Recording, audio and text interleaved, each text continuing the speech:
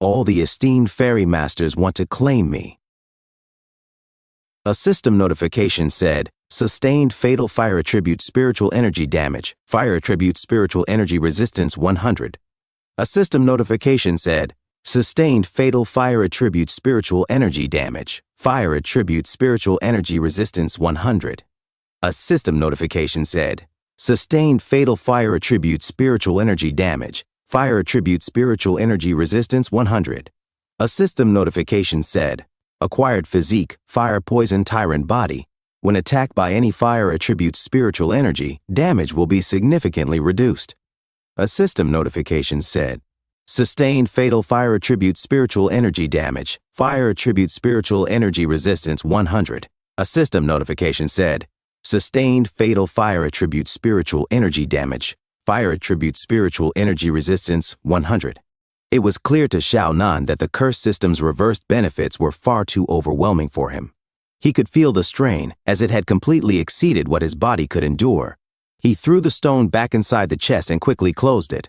A system notification said, the slight degradation in his physique was evident. He experienced sustained wind-fire spiritual energy erosion. His fire spiritual root had increased by 6, his bone structure stamina by 4, and his meridian toughness by 5. He also sustained fatal wind-fire spiritual energy erosion, with spiritual energy increasing by 5. Xiao Nan wondered aloud, why did it drop to single digits? He concluded, it looks like that strange stone strengthened my physique, weakening the beneficial effects of the fire energy mixed in the air. He stepped back, then said, tomorrow marks the beginning of the Pride Hall's formal lessons, and I know I can't stay up too late today. Rushing things won't help. I'll come back next time. A few moments later, he leaped outside. As he was thinking, he noticed something odd. Weird. When did I end up with a gourd on me? Meanwhile, Molly approached and said, Junior brother, you're out? Xiao Nan was startled. Senior sister, why are you here? Molly replied, of course I was worried about you. She then urged him, Twick, take off your clothes. Xiao Nan hesitated, feeling awkward. Senior sister, we barely even know each other. Isn't this a bit too blatant? Molly dismissed his concerns. What blatant nonsense! The infernal wind cave is filled with fire poison gale. Who knows if you carried any of it out with you? This is just a routine check. She twirled a strand of her braided hair. He continued, Look, it's not like I'm losing anything. As Xiao Nan took off his clothes, his chiseled body was revealed. From his rock-hard chest and abs to his broad shoulders, they sparkled in the moonlight. Xiao Nan couldn't help but notice that Molly was observing him with a sense of intrigue. She hadn't expected him to be so well built. She then came closer and pressed her huge chest against him, thinking to herself, after all, despite going into the cave, he remained unscathed by the fire poison gale, and it seemed to be merging with his body. How strange, Molly thought to herself. It is expected of the fated son prophesied by the sect's founder. His physique is truly extraordinary. Molly smiled to herself, thinking, Don't I take him as my personal disciple? Hey. She touched his rock-hard chest. Xiao Nan had his suspicions, especially after their encounter at the hot spring. What is this woman up to? Everything about her feels unnatural. He began to sweat and instinctively slapped her soft hands away. Suddenly, Molly asked, Junior brother, what are you doing? He replied, Oh, are you really? And quickly put his clothes back on. Molly, a little confused, said, Hey, I'm obviously your senior sister. Molly cursed under her breath, realizing that he had figured out her identity. Damn, did he figure out my identity? He chuckled nervously. You must have secretly attached it to me back at the hot spring. You were spying on me, Xiao Nan demanded as he took out the gourd. Molly, shocked, said, Who was spying on you? I was just worried you'd be in danger in the cave, so I left a wisp of my divine soul in the gourd to keep watch. That way, nothing unexpected would happen.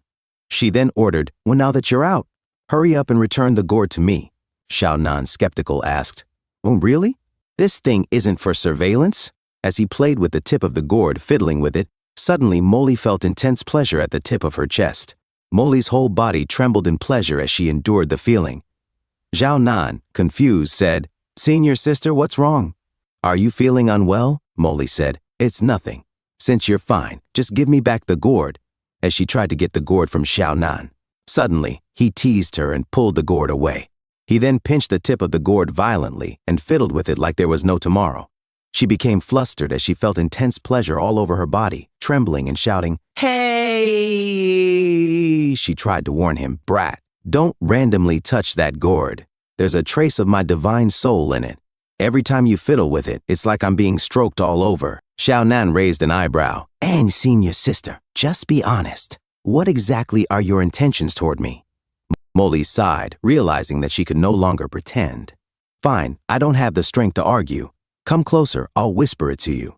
As she sat down on the ground, unable to endure the pleasure anymore, Xiao Nan leaned in, curious, and Molly said, "Actually, I am." "And who?" he asked, intrigued. Suddenly, she jumped toward him, and he saw Molly's huge, soft chest up close and personal in shock. She smothered him with it and said, "Well, I am your martial grandmother," Molly declared with a grin. "Oh, grandmother?" Xiao Nan gasped in disbelief. I can't breathe." Molly, holding back a laugh, scolded him. "Brat! Still want to play? And no more," Xiao Nan stammered, realizing he had pushed too far. Molly thought to herself, if this brat weren't the sect founder's prophesied child, I would have sent him straight to the afterlife with one punch. She then added in a more serious tone, "Stop pretending. It won't kill you." She took the gourd and walked away, saying, "Bear's class tomorrow. Hurry back." As he tried to sit up and catch his breath, he said to himself, "Senior sister, such overwhelming strength." A few hours later, at the Pride Hall, Xiao Nan was still feeling the after effects of his encounter with Molly. He hadn't gotten any sleep and was struggling to focus. He said to himself, "Any still don't know where that crazy woman came from yesterday. I barely got any sleep." As he pretended to meditate, he was actually trying to get some rest.